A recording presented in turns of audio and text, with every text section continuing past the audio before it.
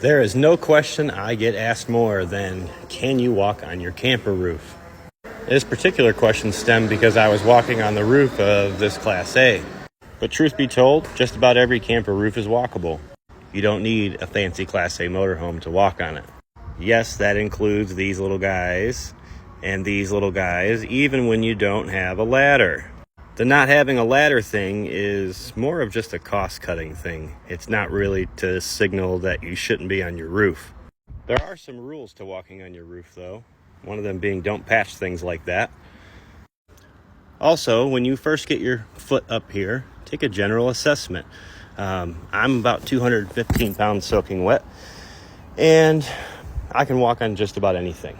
Now, what you're going to want to do is listen for cracking, listen for anything like that, and sometimes you'll even be able to visibly see where the roof trusses are, which is a great indicator of where you should be putting your weight.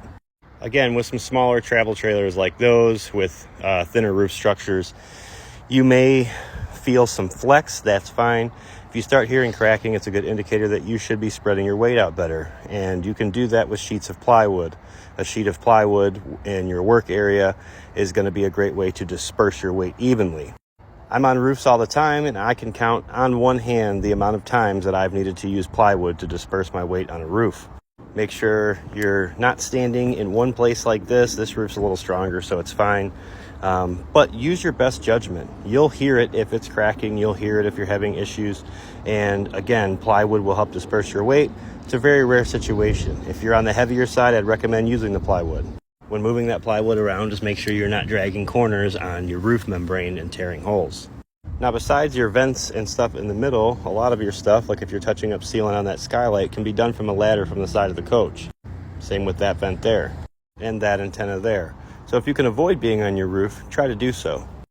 This entire rear seam can be done from a ladder from the side of the coach opposed to being on the roof. Gives you less risk of falling, less risk of tearing your roof membrane, and less risk of doing any damage to your roof. Most people worry about the little guys there walking on the roofs, when in reality, the one you should be worried about is an Airstream. An Airstream is the only one I truly find difficult to walk on because they're built a little different.